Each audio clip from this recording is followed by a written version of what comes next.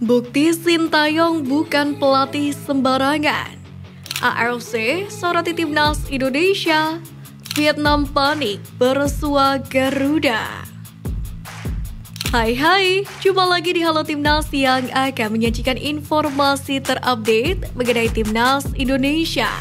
Simak berita selengkapnya berikut ini.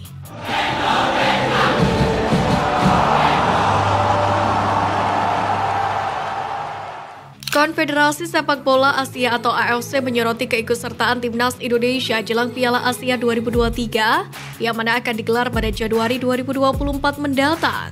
Di mana anak asuh Sintayong masuk ke grup yang berat. Asnawi Mangkualam dan kawan-kawan bakal menghadapi Jepang, Irak, serta Vietnam. Dalam laporan di situs resminya, timnas Indonesia disebutkan AFC tidak pernah melawan Irak dalam 2 pertandingan terakhir.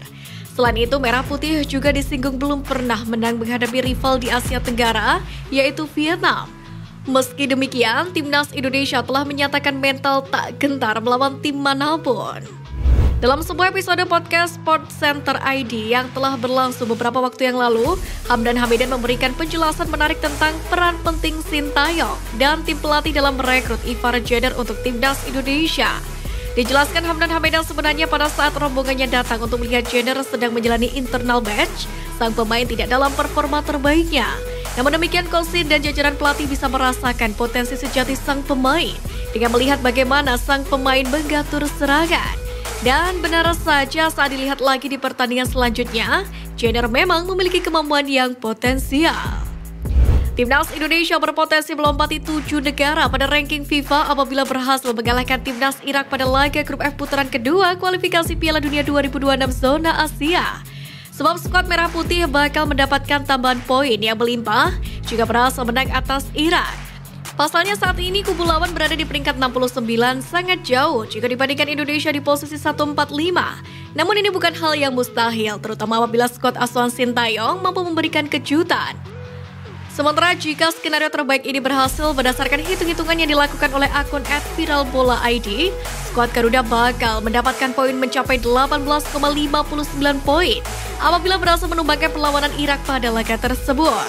Tambahan ini bisa mengontrol posisi skuad Merah Putih, sebab dengan tambahan poin sebanyak itu Garuda bakal mendulang total 1088,41 poin, di mana jumlah ini bisa mengangkat posisi Indonesia ke peringkat 138 dunia. Timnas Irak akan menjadi lawan pertama timnas Indonesia di kualifikasi putaran kedua Piala Dunia 2026. Namun prestasi singa Mesopotamia di tahun 2023 ini cukup terbilang mengerikan. Selain diperkuat deretan pemain yang berkarir di Eropa, Irak juga baru saja keluar sebagai juara Piala Teluk atau Arabian Gulf Cup 2023 yang diusai mengalahkan Oman di partai final dengan skor 3-2. Setelahnya Irak sukses menyabet gelar juara Kings Cup di Thailand usai mengalahkan tuan rumah lewat drama adu penalti. Prestasi mentereng ketiga Irak di tahun 2023 ini adalah bertengger di peringkat ketiga Jordan International Tournament. Lalu apakah timnas Indonesia mampu mengalahkan Irak? Pemain timnas Indonesia Asnawi Mangkualam dibuat geram dengan beberapa komentar fans timnas Indonesia di postingan Instagram Jeonnam Dragons yang tidak menyertakan nama Asnawi dalam daftar pemain yang dibawa melawan Gimpo FC. Pemain berposisi sebagai bek sayap itu pun mengaku kecewa dengan apa yang dilakukan oleh fans Indonesia. Mantan pemain PSM Makassar itu kemudian menjelaskan bahwa ia harus absen karena akumulasi kartu kuning. Sementara Asnawi sebenarnya cukup mendapatkan menit bermain di musim ini, di mana pemain berusia 24 tahun tersebut tercatat telah tampil sebanyak 23 kali di K-League 2 2023. Saat ini salah satu pemain diaspora Choyun Damanik atau lengkapnya Choyun Damanik Kadi telah menjadi salah satu dari pemain timnas Indonesia U17 yang ikut serta dalam training camp atau TC di Jerman. Menanggapi keberhasilan ini dilansir dari video TikTok atas nama akun timnas Indonesia terverifikasi, Choyun Damanik menyatakan baik ayahnya, ibunya bahkan sampai neneknya bergirang hati saat ia mendapatkan kesempatan membela tanah air. Bahkan sang ibu dijelaskannya sampai meneteskan air mata karena keberhasilannya. Perlu diketahui Choyun Damanik berkarir di Swiss, di mana ia merumput bersama FC Lausanne Sport U17 dan telah 7 kali turun di kejuaraan U17 Elite League. Wolver Halim Jardim adalah salah satu pemain diaspora yang masih dipertahankan oleh Bima Sakti di timnas Indonesia U17. Pemain milik Sao Paulo tersebut mengaku sangat senang dan bangga menjadi bagian dari skuad Garuda. Bahkan ia memasang target tinggi dalam ajang Piala Dunia U17 nanti. Ia ingin membawa lolos timnas Indonesia dari fase grup Piala Dunia. Lebih-lebih bisa menjuarai turnamen. Dengan semangatnya, ia pun meminta dukungan dari semua pihak. Tentu, optimisme tinggi dari Welber Halim Jardim akan sangat baik untuk meningkatkan mentalitas daripada para pemain timnas ini lainnya. Dengan begitu, mereka pun akan lebih bersemangat untuk memberikan penampilan terbaik mereka di laga nanti. Sintayong yang merupakan pelatih timnas Indonesia sempat menyebut Sananta memiliki kebugaran yang kurang baik pada saat ini. Yang mana hal itu dibuktikan dengan Sananta yang tidak pernah bermain selama 90 menit bersama skuad Garuda.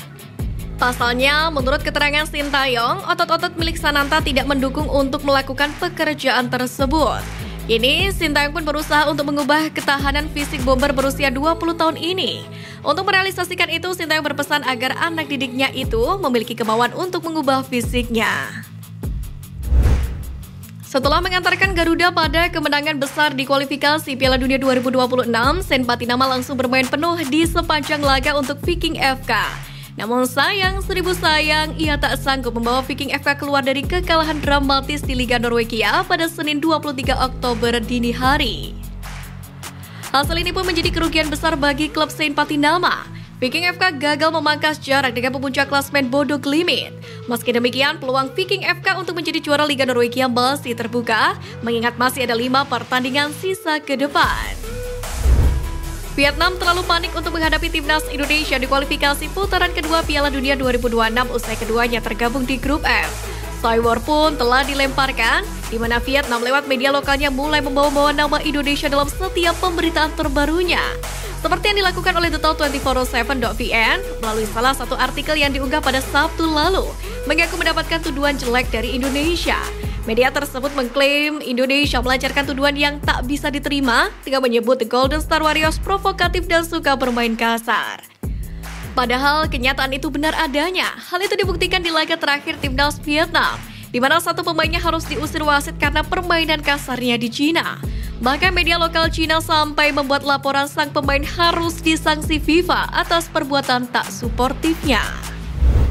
Nasib apes harus dirasakan Vietnam yang babak belur pada agenda FIFA Matchday edisi Oktober 2023 ini, sebab merasakan 3 kali kekalahan dan tak mampu mencetak sebiji gol pun ke gawang musuhnya.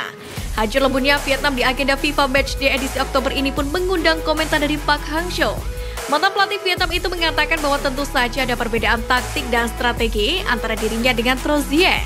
Di sisi lain, pakar sepak bola asal Inggris Steve Darby menyebut taktik yang diterapkan oleh Philippe Trozier bersama timnas Vietnam sudah kuno.